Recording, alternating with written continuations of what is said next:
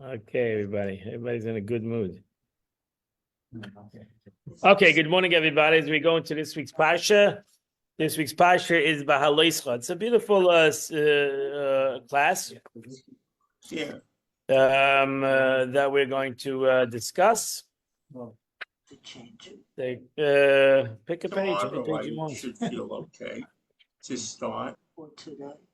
I don't think I'm. Okay, that's fine. I'll get you the page. Because Don't I worry. got I'm this trying to 3 page o'clock at the dentist. We're going to page. Sorry, never mind. I forgot.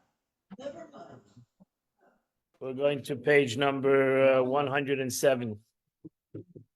107? Page 107.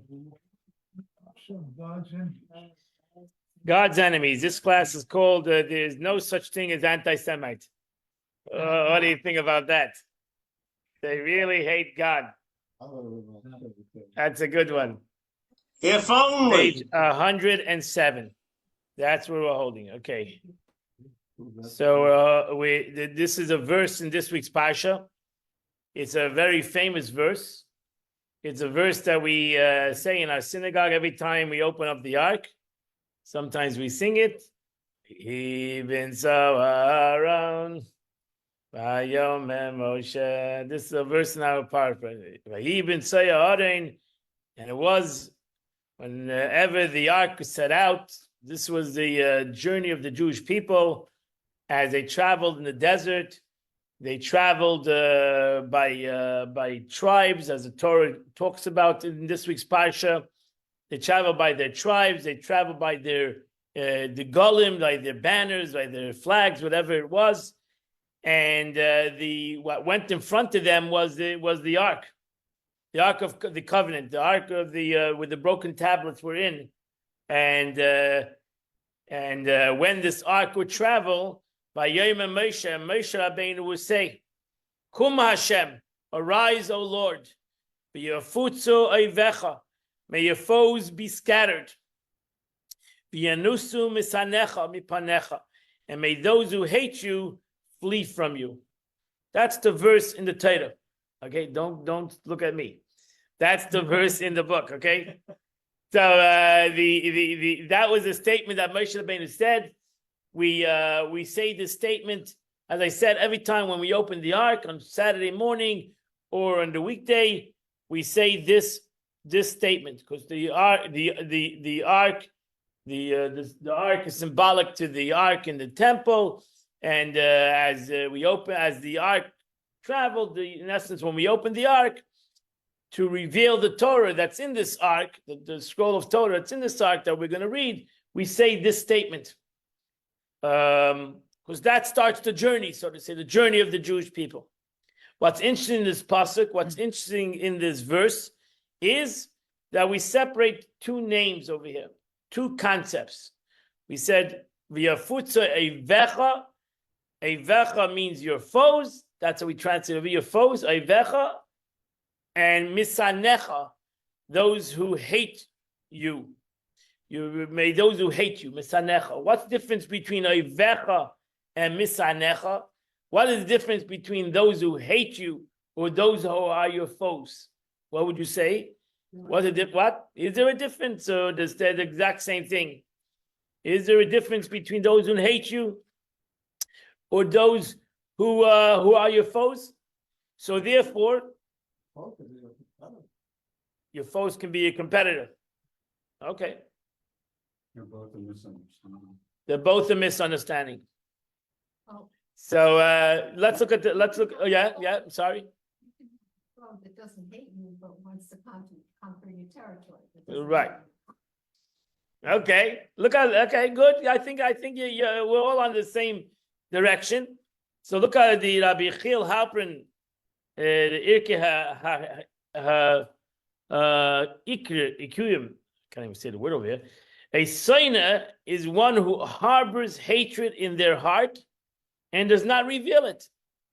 An oyev reveals his hatred. So that's the difference. The soiner, that's why you have the verse. It says, "Al tisna achicha bilvavecha." Do not hate somebody in your heart. So somebody can have hatred in his heart, hate, for somebody else, but he keeps it to himself. He'd love. Somebody can hate somebody forever. You know, the other person might not even know that he hates him. A foe is somebody that challenges you. Somebody that challenges you, puts a challenge up. Oyev, an oyev actively seeks to harm his enemy. He's challenging you. A Saine rejoices when their enemy is harmed, but doesn't necessarily actively do any harm. He's happy. That's why if you ask the question, what is worse? What is worse, an oyev or a Saine? The God, the hatred in their hearts. What what is worse? A Saine. Somebody, why is a Saine worse? But you don't know. You don't even know that he hates you. Right. And when he hates you, Right. when time Okay. for action can be very cruel. Okay. Also, a hate, somebody who hates can last a lifetime, right? Somebody hates. That's why the Torah, in essence, it tells a person, as I said, the verse al tisna, that you should not hate somebody. You should have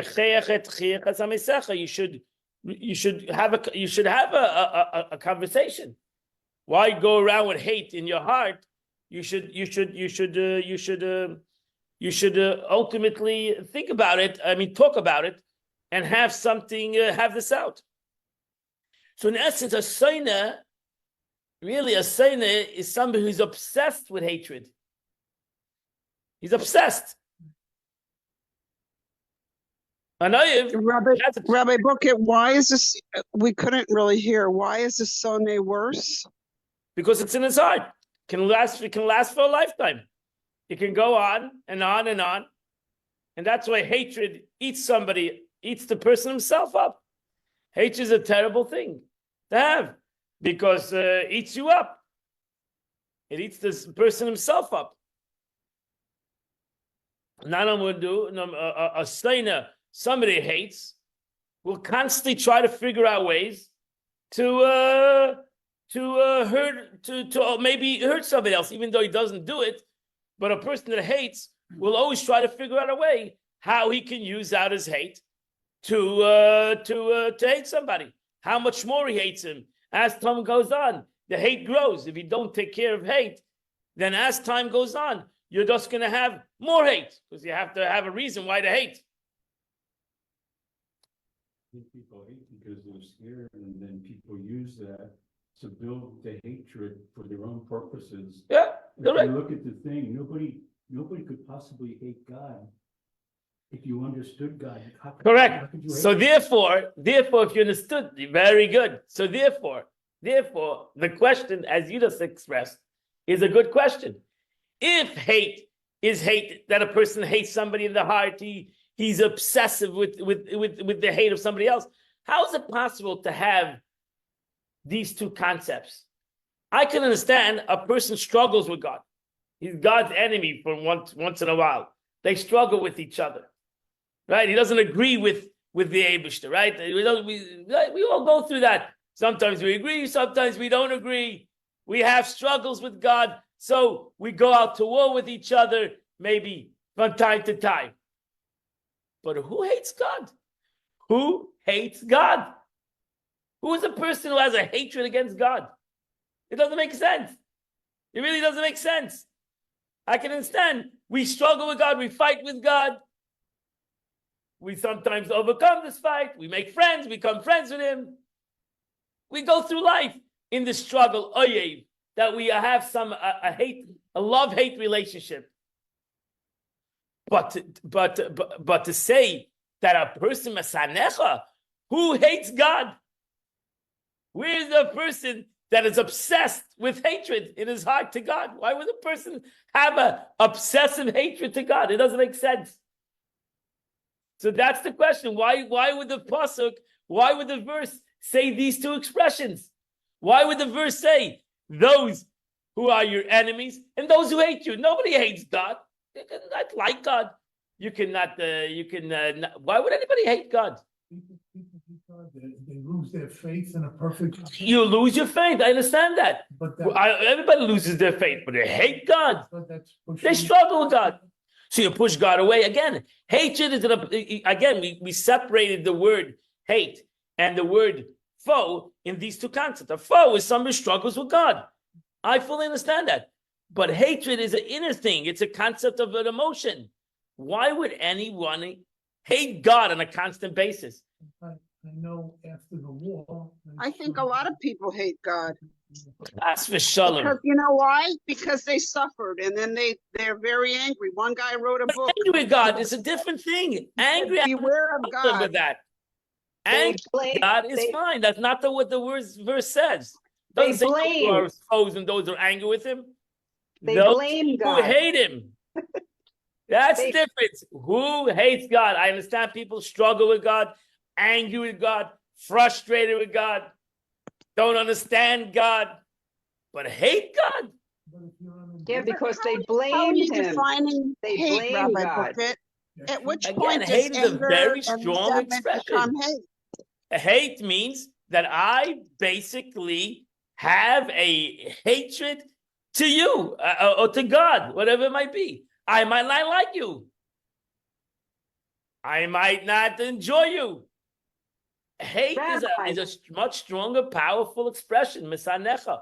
Misanecha means something again that I have. It's within my heart. It's not something that I said to you. I'm not fighting with you. I'm walking around a constant basis that I have a hatred to you. It's a very strong expression. Misanecha in this verse. It's a problem. In essence, it's a problem because to express that the Eibishter has people that hate him, Jews especially that hate him. You might not like him. I understand that too. You don't like a guy. I don't like you. That means I hate you. I don't like you. I don't want to be friends with you. It's a bad word every day. It's a harsh word. It's a very harsh word. It's an extremely harsh word. Misanecha is a harsh word. And we really need to understand what's the meaning of Misanecha. It's so important to understand it that Rashi needs to explain it. Rashi, who is the commentator on Chumash, right away explains this verse and explains to a 5-year-old what means Misanecha. Now, you might agree with his interpretation or not, but look how Rashi explains his interpretation. Look how Rashi explains the interpretation. He says, what means Misanecha, those who hate you? Those who hate you, meaning those who hate the people of Israel. You're right, there's nobody in the world who hates God. But there are in the world people who hate Jews. No kidding. There are Jew haters. And Baruch Hashem, not everybody. But there are Jew haters. Now, chas v'shalom. For anyone who hates the people of Israel, hates the one who spoke to the world, came into being. If you hate the Jews, you hate God. As it says, those who hate you have raised their heads. Who are those who hate you? Those who hate, who, as the verse continues, plots against your nation. That's a word. That's a pasuk in Psalms. It says, your haters have uplifted their head. Who is your haters? Those who al-amcha, those who hate the Jews. So Rashi in essence says, Misanecha is not going on God. Oivecha, those who struggle with you, goes on God. We struggle with God. The world struggles with God. The Jewish people sometimes struggle with God. But Misanecha, there's no people who hate God, not by the Jews and not by God. They hate the Jews. But really, who are they hating? They're hating God. That's what Rashi says. They're camouflaging their hatred of God by hating the Jewish nation, It's very. by hating the Jews. I think what he said is good, but I think it applies to hate anybody, to hate anything. If God is everything. Why should I tell you, Rashi? Call Rashi up. Call him up. I'm telling you, call Rashi. Okay, good. Rashi, Charles had the problem. Yes, Loves the Jewish people. I know he does. What should I tell you? Charles loves the world, and Rashi loves the Jewish people. Okay, good. Okay, so that's an interesting Rashi. That's what you should know. That's a fascinating Rashi. So Rashi, in essence, says the truth is there's, like the class said, there's no anti-Semitism against Jews. There's no anti-Semitism against Jews. It's the hatred of God. It's the hatred of God. Now the question is, we're going to soon see why. Relax, have patience. The two guys are sitting right in front of me. You gotta separate. I gotta get challenged. I'm joking. Okay. They do. In essence, they do. They can't say they hate God. So they can't say they hate God. So because nobody says they hate God. Who says they hate God? So they really hate God. But they hate the Jews. So the Jews is their scapegoat for God. So the Jews are the scapegoat for God. I don't know, whatever. That's not good. But not the Father Coughlin. Right. Certainly did not hate God. Who's? The Father Coughlin, the anti-Semite, certainly did not hate God. Well, according to Rashi, he did. That's what according to Rashi, he did. And the truth is, why? Why is that? Why is that? Because what is anti-Semitism? We have to really establish, why do they hate the Jews? The Jews are hated in any aspect that they did, right? They hate the Jews because they were communists. They hate the Jews because they were socialists. They hate the Jews because they were rich. They hate the Jews because they were poor. They hate the Jews because they were influential. They hate the Jews because they were not influential. They hate the Jews. There was no, in any aspect throughout history, whatever the Jews did, they hated us. It didn't make a difference. You had a land, they hated us. They didn't have a land, they hated us. You were immigrant, they hated us. You had your country, they hated us. Any way they turned any way the Jews turned in any kind of a way, they hated us. So really the question is, why did the Taka hate the Jews? Why is there anti-Semitism? Why is there a constant anti-Semitism? So you might think because you have a country. Right now it's because of a country. You hate the Jews because of a country. Well, the Jews didn't have a country 100,000 years ago. They had no country thousands of years ago, before the Jews came into a country. So they have this again. This is text number 4, that you have to realize that hatred, anti-Semitism didn't start in 1948 or in 1960 or 1939.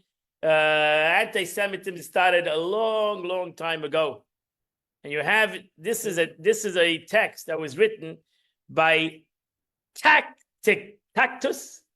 Am I saying this? Tacitus, right?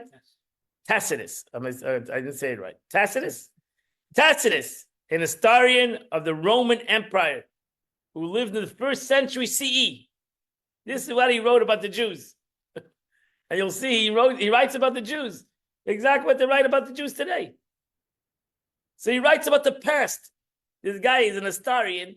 He writes in the time of the Roman conquer, the Second Temple we're talking about. So he writes this. He writes about Egypt. He writes about the history in the past, about the Jews coming out of Egypt. During the plague in Egypt, text number 4, which caused bodily disfigurement, King Bucharest, Sounds good. King Bucharest, at the bottom of here it says there's a known pharaoh who went by this name, also known as Bacharnef. He ruled in the 8th century BCE, a few centuries after the Jews left Egypt. approached to Oracle, which is the deity of Ammon, and asked for remedy, whereupon he was told to purge his kingdom and to transport this race into other lands, since it was hateful to the gods.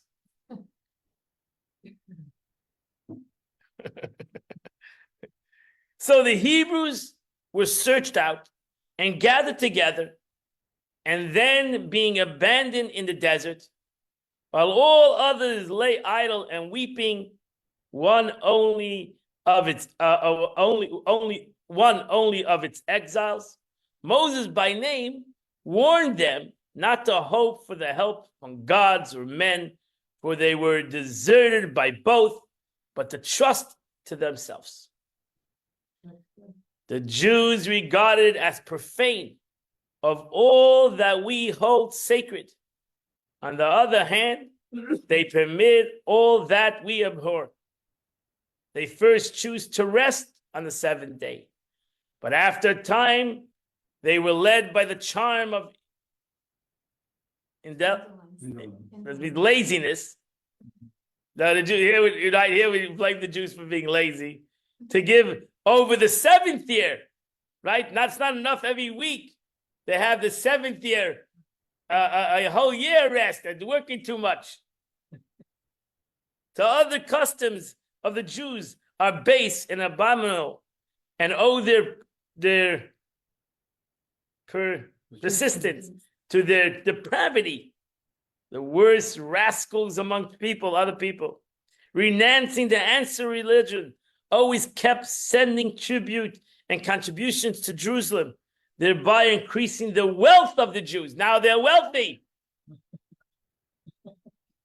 Again, the Jews are extremely loyal to one another. See, that's another one. They're extremely loyal to one another. And always ready to show compassion. But towards every other people, they feel only hate. So now the Jews hate us. And enmity. That's it. We're going back. History. This is like crazy. It's crazy. This taina about the Jews never ends. It never ends. Whatever we do, we want money. That's not good. We're not working because nobody wants to get, they're lazy. We want to be together. That's not good. There's nothing that a Jew can do that can be good.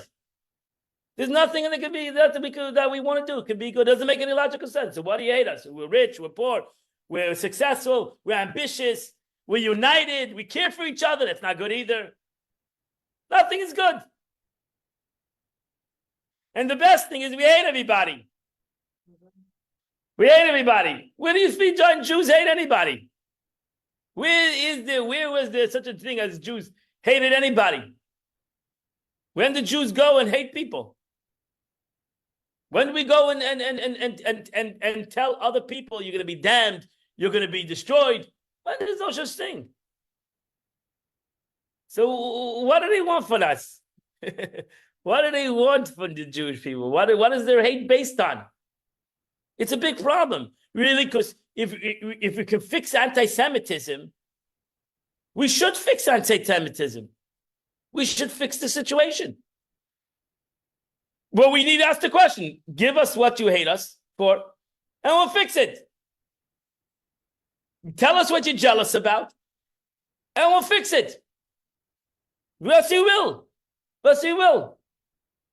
Right in the beginning of times, the Christianity, we killed their God. We don't kill anybody. We never killed a God that's been proven a sheker, a falsity. So what is going on over here? We should hate people too. Why you got to look at why do those Jews hate people? And maybe that's just it's not good. I agree with you. No Jew should hate anybody else. I'm not saying that's right either. But no Jew anti-Semitism. There's no official anti-Semitism to hurt another society by the Jewish people. There's no such thing. You might have singular people hate people, but there's no let's get together and hate the Christians. There's no such kind of thing. No rabbi gets up in the synagogue and talks, let's get together and hurt the Christians or hurt the Muslims. No such thing. There's no such thing. I never heard of anybody who did this. I never heard any rabbi who said this. Okay, so you had a simple guy who he didn't speak about Jenny, he spoke about Israel, about the Jews in Israel. He didn't speak about it. We're going against Muslims. He said we have to protect ourselves from the Muslims in it. That's something else. That's something else. He didn't speak about the religion. So it's not a Jewish concept to speak anti any other religion. It's not a Jewish concept to speak about it. Speak about other people. It's not a Jewish concept. Jews speak about themselves. I understand that. You might not like that. The Jews speak about themselves.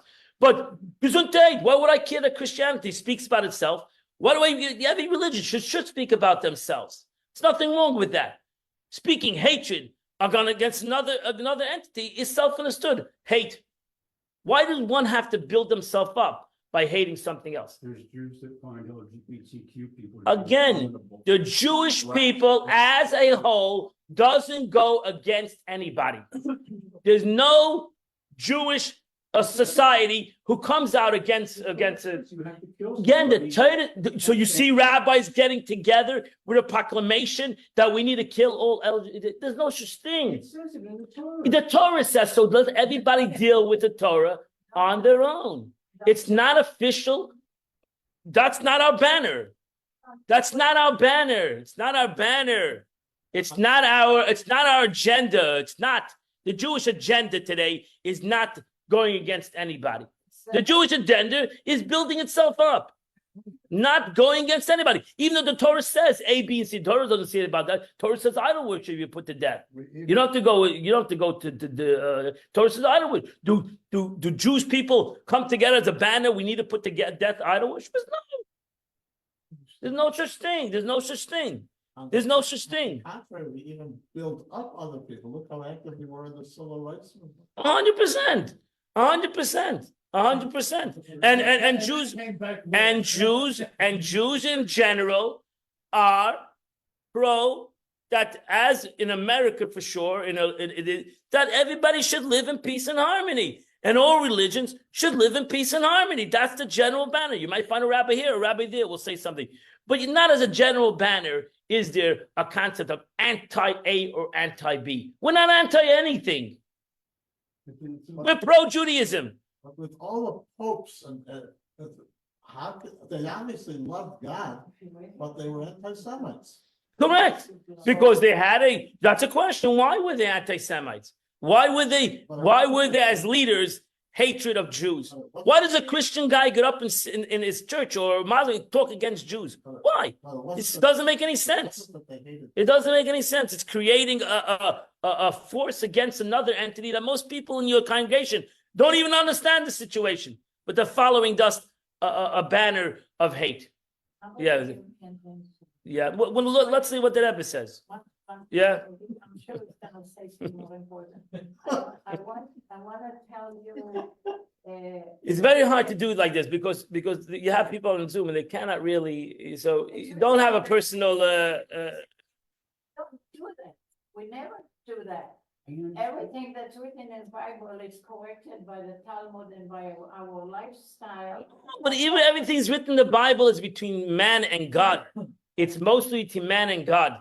And every person needs to learn the Torah and take it as a personal concept. Right. It's not just a concept of a law. It's a concept between man, because as the Torah says, that all these punishments in the Torah are very difficult for man to mete out. Right. So even though the Torah said, for example, certain things you put to death, but it's, as the Gemara says, you cannot, almost impossible to put a person to death. It's between man and God. And let God take care of the issue. So can I ask a question? Yes. I understand. I get it. I get what you're saying. Okay. And yes, it's true. But at the same time, there's a contradiction in my mind that if the Torah is the supposed word of God, correct, God supposedly said these things. Correct. It is written in the Torah that God supposedly told Moses, go into Canaan and kill all the men, women, and children. Correct. How is that different than the hatred of It's not hatred. kill the Jews? That's not hatred. That's an hatred. To me, that's impossible. No, God when can- you go out to war, and you have to take over this country of Canaan, you have to eradicate the people of there, or they leave. You have two options. They can leave. When you're conquering a nation, you're conquering a territory. You need to either people there need to leave, or they need to be they need to be eradicated. There's no two ways about it. So therefore, the Torah says, and that's what the Torah says. The Torah gives exactly the space of where you need to conquer. And the Eibishter God wanted the Jewish people to conquer Canaan. That was the reality of that situation. God wanted that the Jewish people should conquer. The Canaanites could have picked themselves up and left. And that's what God could have gotten rid of them himself. That's fine. That would have been fine if God killed them all. Okay, It's so I understand your frustration with God. So I understand your frustration with God. Because they have two options. You have two options. No. You leave, or you leave, or you eradicate. That's your. I understand your frustration with that, but that's your frustration not with the Jewish people. That's a frustration with God. So you need to take it is because it's a commandment in the Torah. Maybe it's in the Torah, so it's not yet to believe. It's written like that, so that's what it says. Rabbi, Now that doesn't have to make sense. Rabbi, Yes, did they do conversions back then? sure. Okay, so couldn't they be converted? No, they needed to leave. They needed to leave. That was two options: leave or be shipped out. This is what I'm trying to digest. So the answer really is that there's no answer. The answer is that hate has no reason. Hate has no reason. Okay, can't have two classes going on at the same time. So hate has no reason. Hate has no reason. It's above logic. There was a great rabbi, text number 5. His name was Menachem Zemba. Menachem Zemba lived in the time of the Holocaust. He lived in Warsaw. He was a great sage, and was actually one of the sages at that time that actually was part of the partisans of Warsaw. And he fought in the Warsaw ghetto, and was murdered there. He was murdered ultimately by the Germans, right? So he wrote us. He was a famous, very genius, a great Talmudic scholar. So he writes, there are those who seek to identify legitimate causes for hatred of Jews. However, reality has shown there's no legitimate reason. Anti-Semitism has no justifiable cause. Their hatred simply choose to hate Jewish people, God's people. This is demonstrated in the fact that Jews are hated for being capitalists. They're hated for being socialists. They're hated because they're overly ambitious, sharp-minded, and also because they are burdensome and parasitic. They're hated because they are too religious and conservative. They're also hated because they advance progressive and secular ideas. The reason for this hatred are constantly contradictory and have not any source of logic behind them. That is it. And that's the issue. The issue of Jewish hate is basically above and beyond comprehension. Because whatever Jews do, they're going to be hated. So let's hear the answer, because it's hard. It's very hard because you can't. So is it a short answer? Or you want to say it after, because it's not fair for the people. Yeah. He said the three religions are competing on God. Everyone wants the God, but the most important God should be theirs. Okay, but the majority of Jews are not religious, and they're still hated. So it has nothing to do with God. It has nothing to do with religion. You have 90% of Jews are not religious, and they will openly say they're not religious, and maybe a majority would say they don't even believe in God. They're still hated. So it has nothing to do with religion, because if it has to do with religion, then anti-Semitism would be very few Jews. It would be 5% of the Jewish nation. But they don't hate 5% of the Jewish nation. They hate every Jew. It doesn't make a difference whether he's religious or not. That's what he said. They hate the Jew because he's too religious. They hate the Jew because the liberal Jews are too liberal, and they're bringing liberalism into the world, and they're creating a liberal. They're trying to bring their liberal views on other people, and that's why some people in America hate Jews because they're liberal, and the majority of Jews in America are liberal Jews. That's the way it is. Those Jews are not conservative, so it doesn't work. It doesn't work because if they would hate the Jews because of God, so to say, because of religion, then they should only hate the religious Jews. A lot of the hatred is indoctrination from childhood on. And Okay, generation so whatever. to generation. Correct. So it's basically something that they're told that has no reality and no logic. It is basically something they're indoctrinated. Fine, for whatever reason. Just hate these people. You gotta hate. There's very religious Jews that hate liberal Jews. Again, I have no problem with that. I have a problem. I have a problem with that, and I'm against that. And any leader, any Orthodox leader will tell you that he's against that. So that's it. No, because they don't. No, because they're the hate for a reason. The reason why religious Jews have a dislike to non-religious Jews is because they feel non-religious Jews are destroying Judaism. It's not if they would all become religious, it would be kumbaya. That's what their philosophy is. Why does non-religious Jews do not like religious Jews? Because they think that they're too religious. If they would all not be religious, we'd all be kumbaya too. So it's not just the hatred without a reason. There's a reason. Okay, let's go further. So here we find the Medrash. The Medrash says as follows. Text them. So we see this concept in the Medrash. A Jew, the beautiful story of Hadrian. Hadrian lived in the time of before the Second Temple. A Jew passed Hadrian and greeted him. The emperor said to him, "Who are you?" He answered, "A Jew."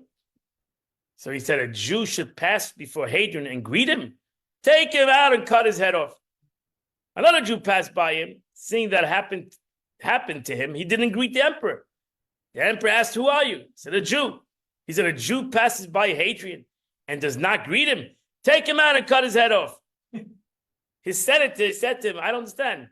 We don't know what you are doing. One was killed for greeting you, and one was killed for not greeting you." He replied, "You want to tell the king what to do with those he hates? It has nothing to do whether he greeted me, and I hate him. I hate him. I hate him. Why do you hate him? He greeted you. I hate him. Why did he didn't greet you? I hate him." You can't say, you can't ask a question on an illogical thing. I hate the Jews. Rabbi Jonathan Sachs, blessed memory, wrote in text number 7, anti-Semitism is not an ideology. It's a coherent set of beliefs. It's in fact an endless stream of contradictions. The best way of understanding it is to see it as a virus.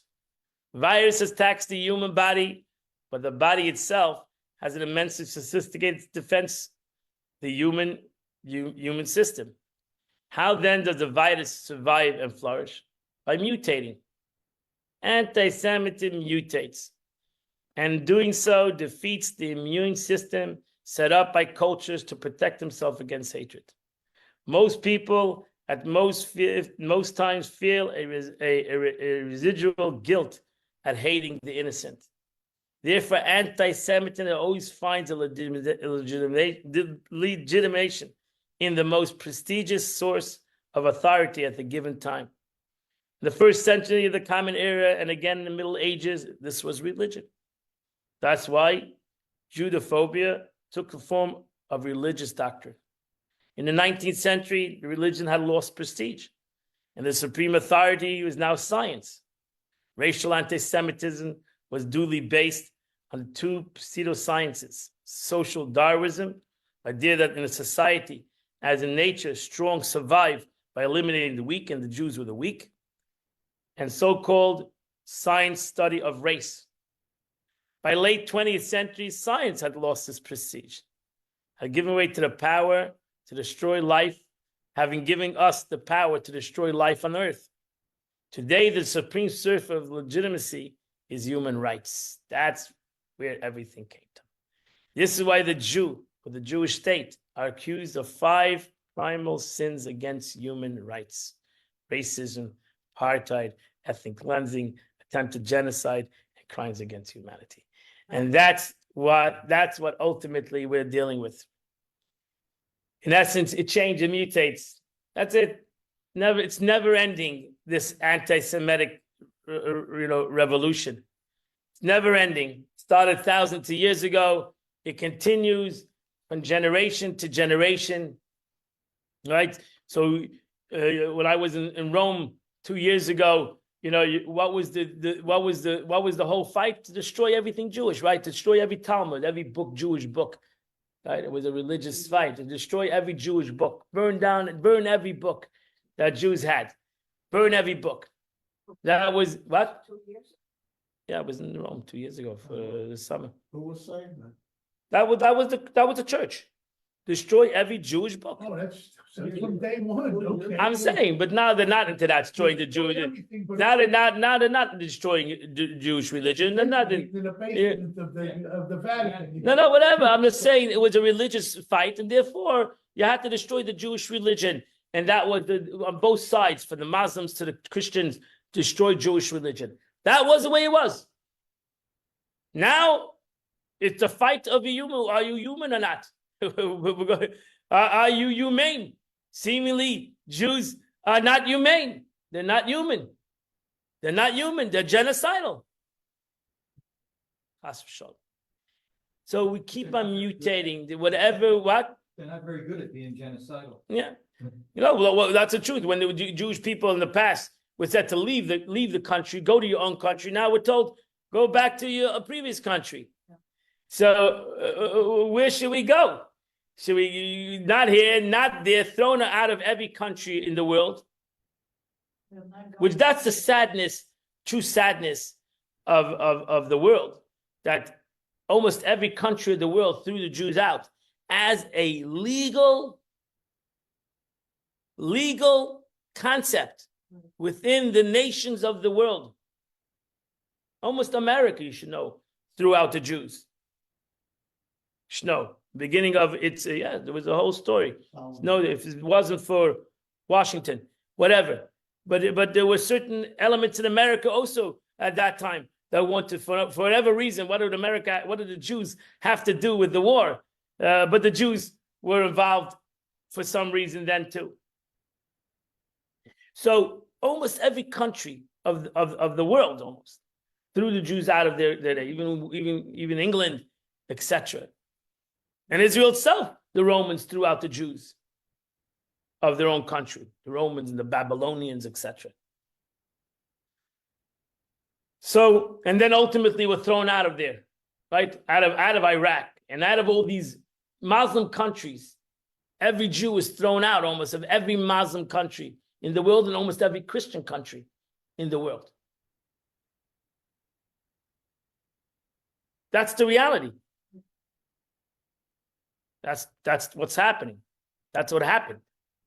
The world wants to forget the history of their relationship with the Jewish nation. The world wants to forget that history, like it never happened. It's not just one person hating another person.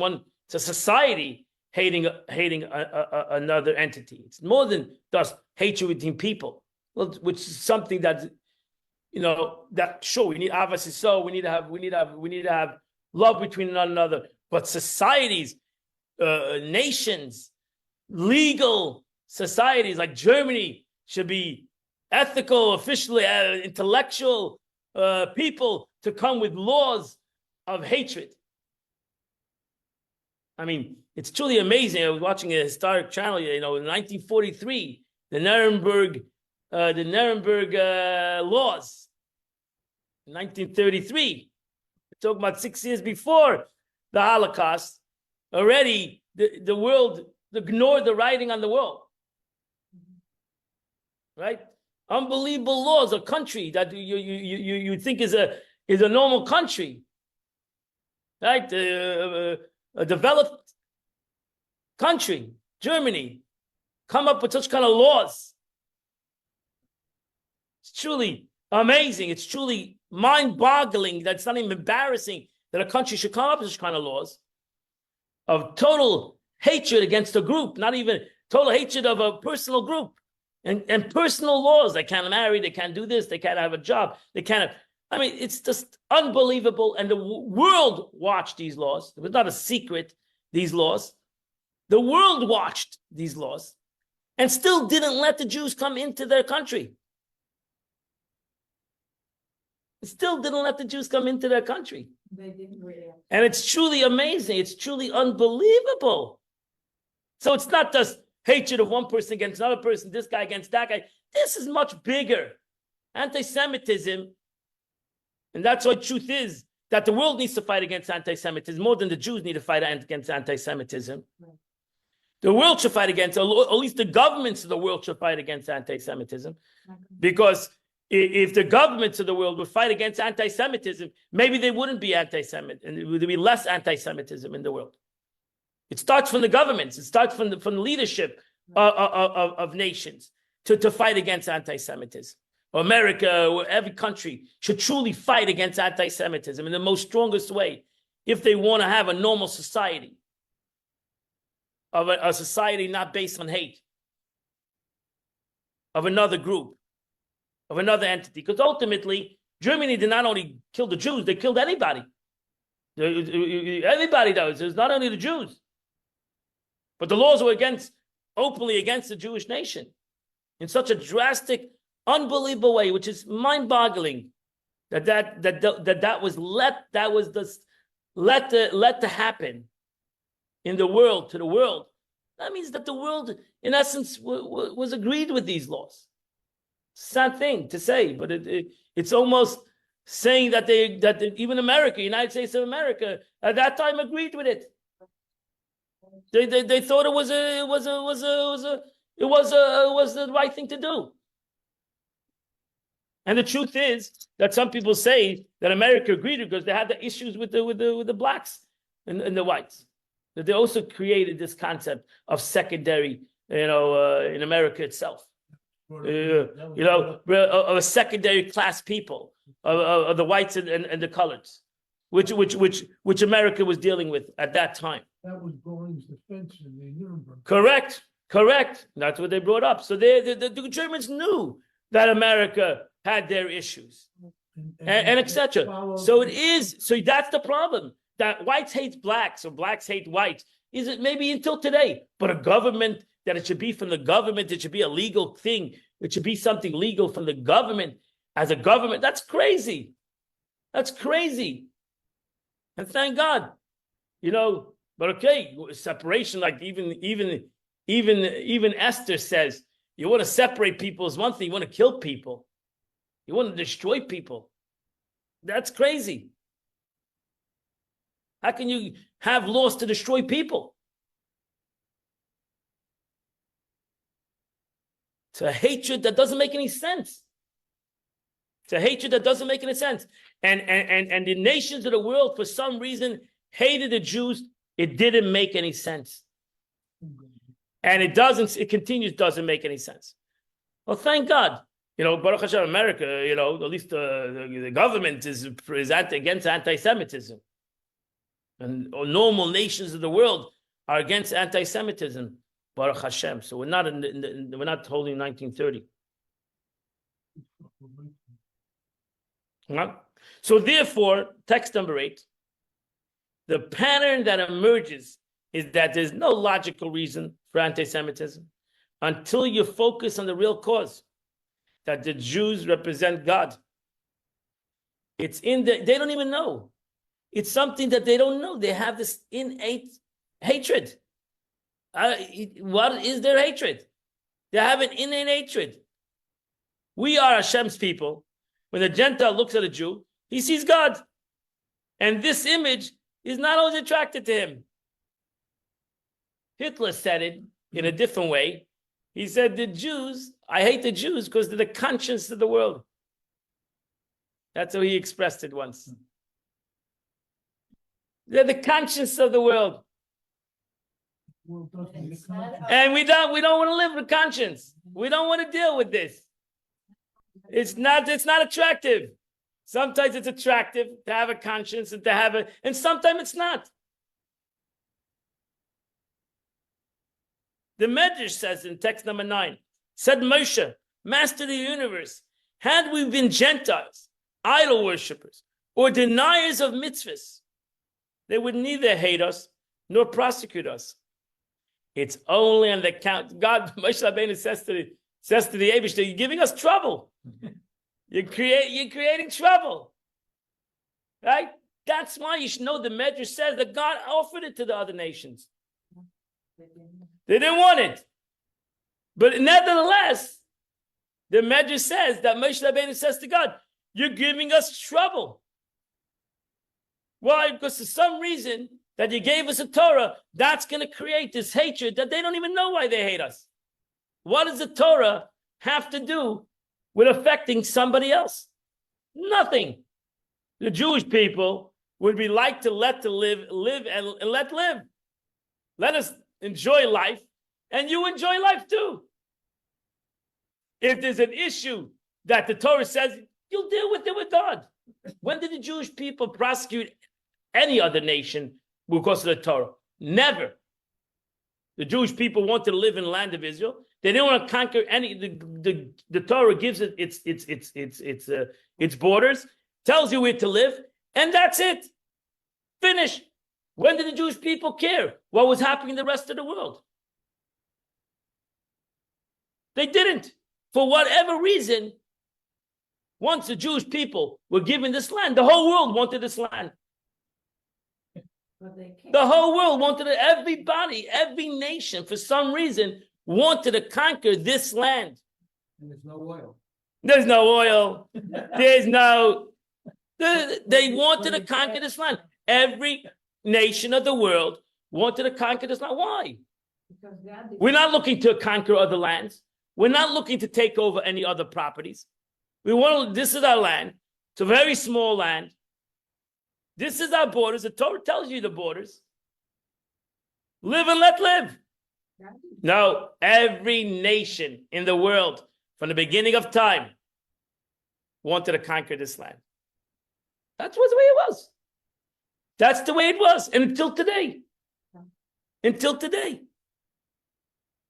All the religions believe that Jerusalem belongs to everybody. It belongs to all religions. It belongs to all religions. It's like you would say, the Vatican belongs to all religions. No, it belongs to Christianity. I fully comprehend that. It belongs to Christianity. They deserve it. They deserve it. Mecca belongs to Muslims. They deserve it. They should have it. It's wonderful. And Jerusalem, the Har HaBayit, belongs to the Jewish people. I think that's a great. No. It doesn't work that way. No, Mecca belongs to Muslims, and Christian, and the Vatican belongs to the Christians, and Jerusalem belongs to all three. All three. It belongs to everybody. It belongs to everybody. And the Jews accept it. And the Jews live and let live. Okay, what should we do? We're in Gullus. We're in exile. Okay, let's go with it. No, but that's not good enough. They're never happy. Right? Think about it, right? They're never happy. You know? Right? You come and you go, even in Jerusalem today, you go on the Temple Mount, you can't pray. Imagine a country that belongs to you, and you cannot pray in this place. You can't pray. Can't say a Jewish prayer. That's the law of the Jewish country. Can't say a prayer. Can't say a prayer. That's the way. That's how far the Jews bend their backs and bend themselves over to keep peace, to keep the peace, to keep the peace, to whatever the peace is. They keep the peace, to keep some shalom, some normality in this situation. When the Jordanians took over the land in 1948, what did they do? They destroyed every synagogue in Jerusalem. They destroyed every synagogue. They took it over. They destroyed every synagogue. Yeah, every synagogue. There were a bunch of synagogues, and not only one synagogue. There was a bunch. Destroyed everything. The Jews, we keep everything. We have the beautiful churches, the beautiful synagogue, the beautiful mosque, the beautiful. We conquered this. We conquered this. No, we are peaceful. We're looking for peace. We're looking for peace. We're looking for peace. We're looking for you and it's in a way it's beautiful. I've been to Jerusalem many times. I miss it again. I hope to go there again. Mashiach should come until Mashiach comes to go visit Eretz Yisrael. And it's beautiful to walk in Jerusalem. You see all different kinds of people. It's a beautiful thing. Even though in a personal way, it's a hurtful thing. What are you like? What's going on over here? This is a holy city. It's a holy place. It's a Jewish place. Okay, but till Mashiach comes, we need to leave. We need to live with each other in harmony. And I have no problem. I think it's a beautiful thing. I have nothing against it. Listen, I'm standing at the Koisel, and you hear the announcement of the mosque. Right? You like it, you don't like it. That's it. Yeah, you hear the 5 times a day. You hear the announcement of the. Imagine if 5 times a day they'll bring in the Shema into the. It would never happen. It would never happen. So the Jews bend over and they say, "Okay, whatever. This is what we got to deal with. This is what we got to deal with. We have the power, but we really don't have power. We're giving away our power for the sake of peace, for the sake of tranquility, and that's it. But In a way, that's doing something good. yeah, but no, because they still hate you. It's not you're not doing anything good. Because you might think if you do something good for somebody, they will say thank you. No, they hate you. They throw things. They throw stones. They condemn you. They threaten you. Etc. What's happening? It's my hate. Nobody else can fix it. You're right. No, but if you imagine if in this house I have haters, even though I'm loved, and you cannot live that way. You don't want to. You want to hate. I fixed it within myself, but that person still hates. It's very difficult to live with somebody who hates you. So you can be loving, doesn't make that person love you. Let's not talk personal. No, it's very hard to live that way. It's very difficult. That's why it's a struggle there. It's a big struggle because it's not that they love you. Even the Christians there don't love them. Don't love the Jews. They hate him. They openly say they hate him. That's why I like what I And build a shul on top of the Vatican. yeah, sure. No, we don't need the Vatican, Baruch Hashem. We don't need the Vatican. We don't need Mecca. We don't need the Vatican. We don't need it. We don't want it. It's not our point. It's not our point to take over another religion or to dictate to them. The Vatican you can go to even. You can't even go to Mecca if you're not a Muslim. You can't even go there. But you can't go there even if you wanted to go there. Because it's Muslims only.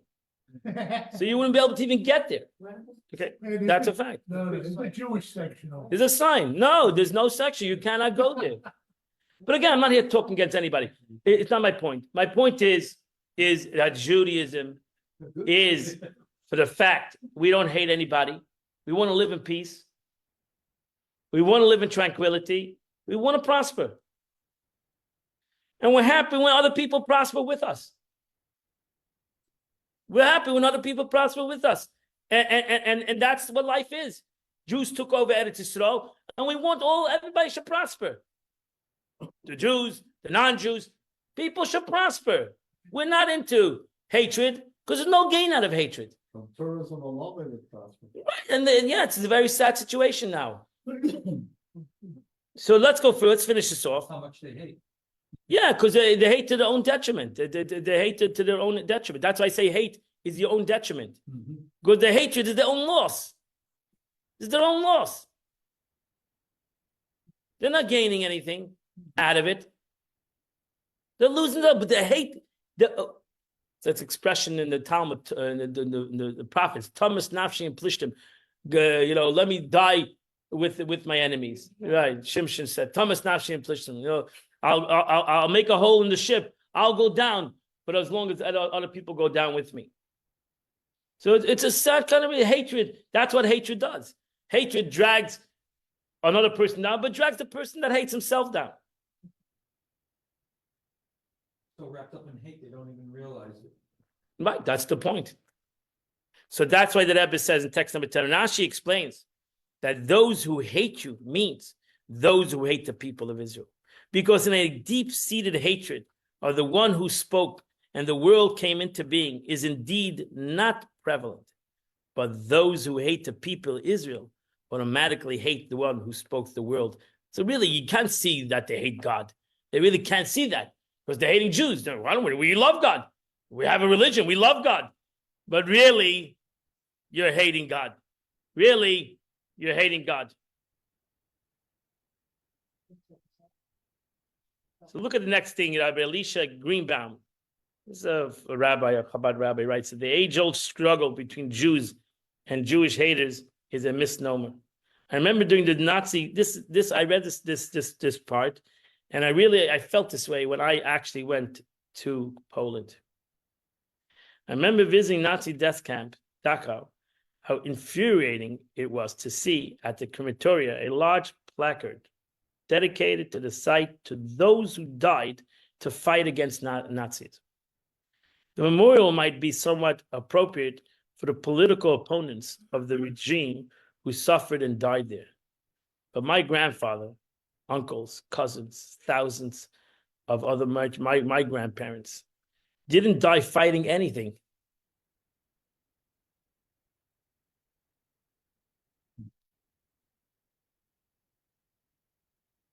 They were not in a fight with anybody. My grandparents were not in a fight with anybody. They wanted to live and let live. They were not in any political camp. They were not in any army. They were not in anything. They were simple Jews who lived in a small shtetl called Chmelnik. That a city that had 12,000 people, 80% Jewish. Majority of them were poor people because they lived under terrible terms of even the Polish government at that time. But they lived as simple people. They were not in a war with anybody. The world was in a war with them. They were not in a war with anybody. My father would tell me, when I was running from the Nazis, he ran for a couple of years until he through forests and through countries. I don't know how he did it as a 20-year-old. He was thinking to himself, what does everybody want to get? Why is the whole world? Why are they after him? Like, what did he do?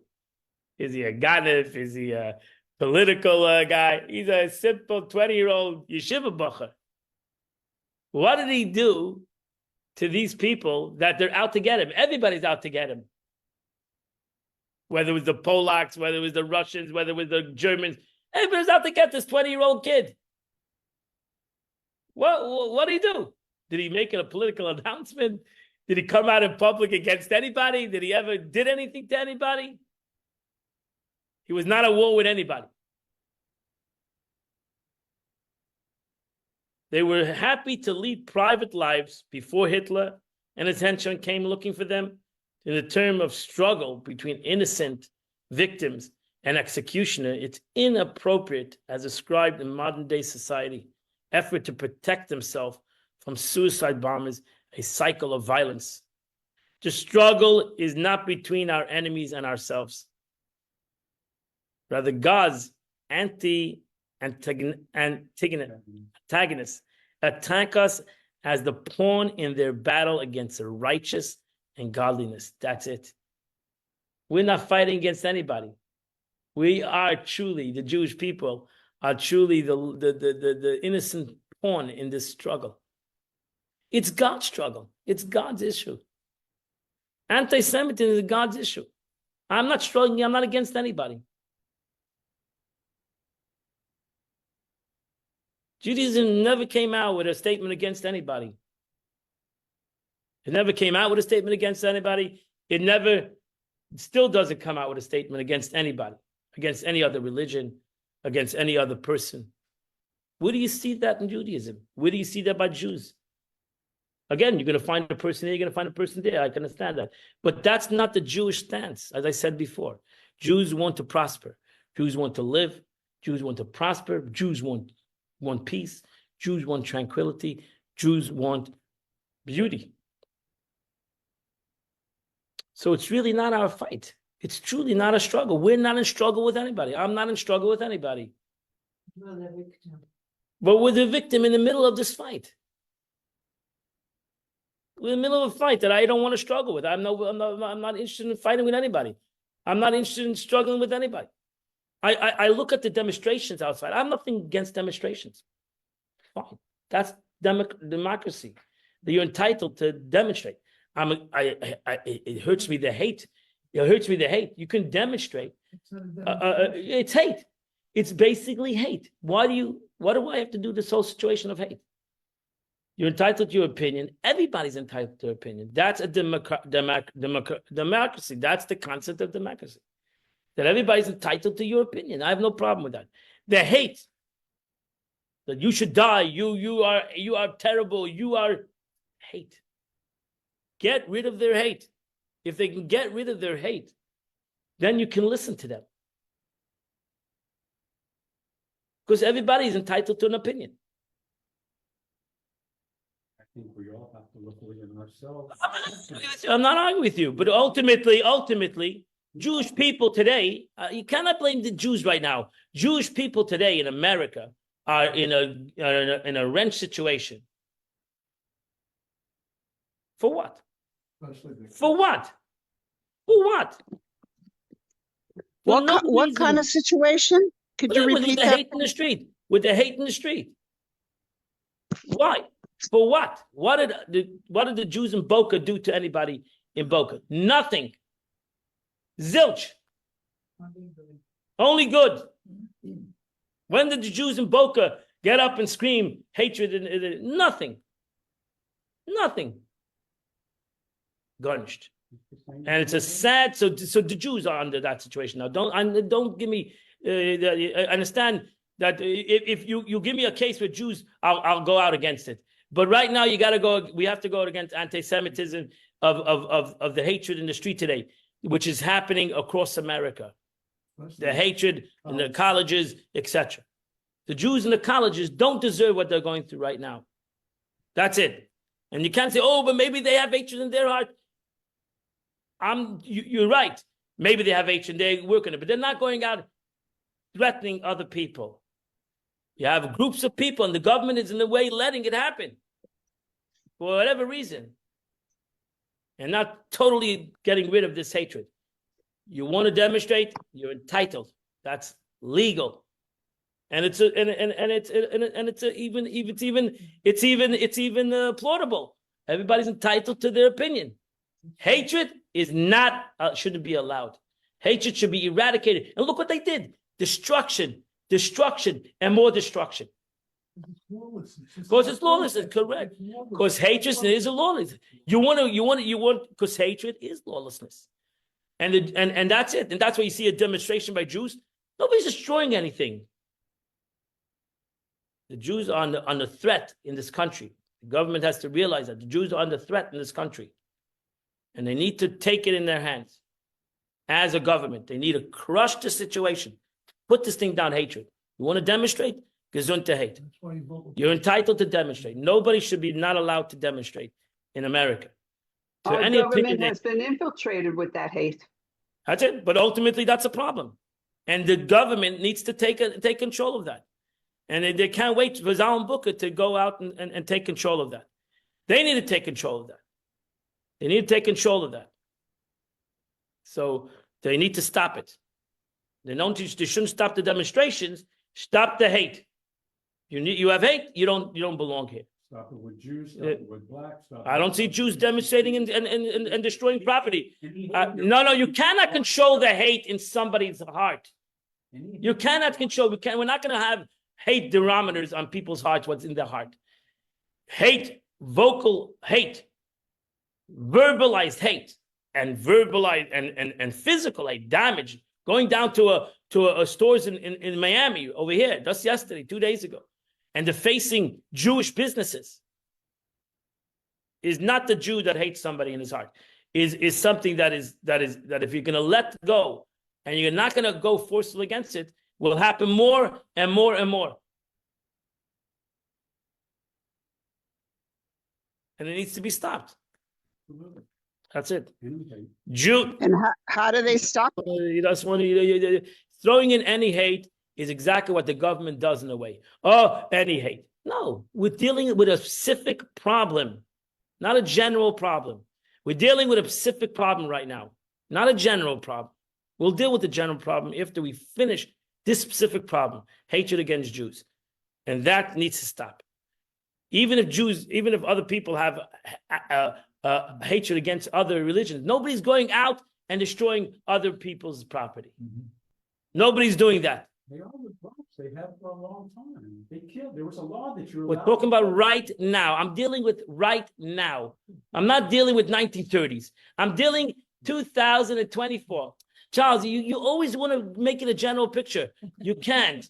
You need to look at a situation, what's happening right now. I'm agreeing with you. Okay, finish. That's it. They need- The other hate too. I agree with you. Let's take care of the hate right now. That's it. Let's take care of the hate right now. Jewish hatred is so ingrained and perversive that no logical or rational explanation for the phenomena can possibly be attached other than to define it as the wicked man's eternal struggle against divinity. If they're not fighting us, but fighting God, our only visible response is to live and act like Jews, no matter the provocation.